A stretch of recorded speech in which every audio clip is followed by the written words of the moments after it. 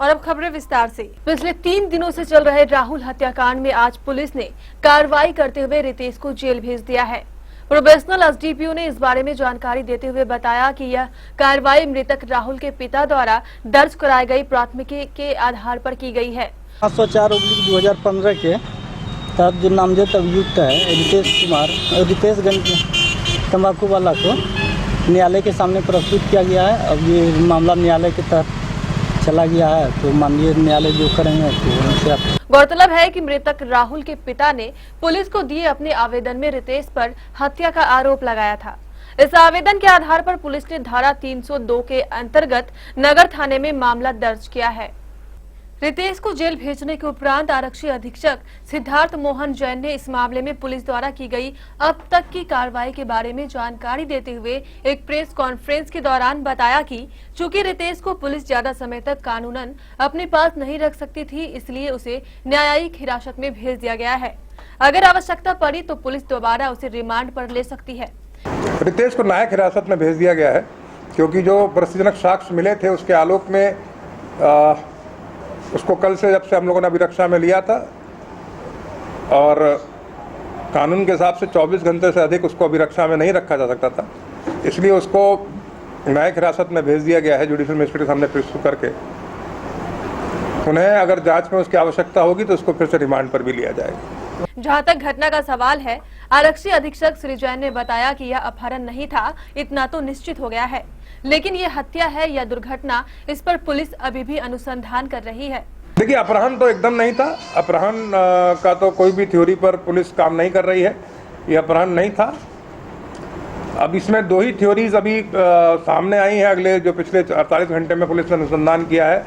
या तो ये हत्या है या ये किसी प्रकार का एक्सीडेंट है। आरक्षी अधीक्षक श्री जैन ने यह बताया कि हालांकि नाविक ने नाव डूबने की घटना की पुष्टि की है। श्री जैन ने कहा कि नाविक को घटनास्थल पर ले जाया गया था। नाविक ने बताया है कि वास्तव में नाव डूबी है, लेकिन आरक्षी अधीक्षक श्री जैन का कहना है कि कल पुलिस घटनास्थल पर जाकर यह जानने की कोशिश करेगी कि आखिर वो डूबी हुई नाव है कहां। पर पुलिस के सत्यापन के क्रम में जमुना नाम का एक नाविक मिला है।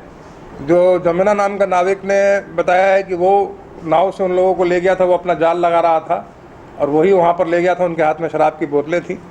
रितेश ने भी अपने बयान में पुलिस के समक्ष दिए गए बयान में ये बात स्वीकार की है कि उसको शराब पीना, गांजा पीना इत्यादि की दोनों को आदतें थीं और वो लोग वहाँ पर गए थे और उन्होंने वहाँ पर शराब का सेवन वगैरह किया था।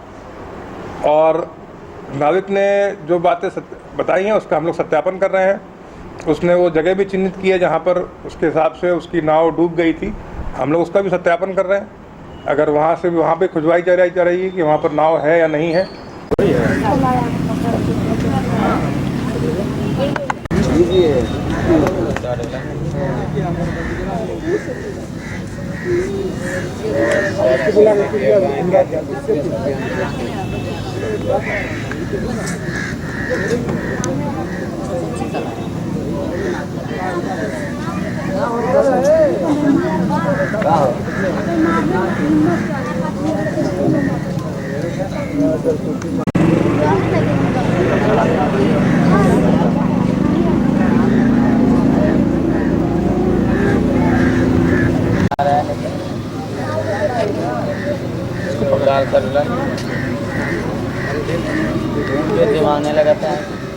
उधर सूत्रों से मिली जानकारी के अनुसार पोस्टमार्टम रिपोर्ट में भी हत्या करने जैसे कोई चिन्ह नहीं दिखाई पड़े हैं।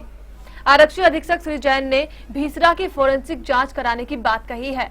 से कहा कि डॉक्टर्स ने जो अपना मंतव्य है वो सुरक्षित रख लिया है और कोई स्पष्ट मंतव्य नहीं दिया है और इसीलिए हमने उसके ऊतकों को, लंग्स को, पेट को सील करा के हिस्टोपैथोलॉजिकल जांच के लिए फोरेंसिक साइंस लेबोरेटरी भेजा जा रहा है। इस बात को क्लियर कराने के लिए ही हिस्टोपैथोलॉजिकल जांच कराई जा रही है।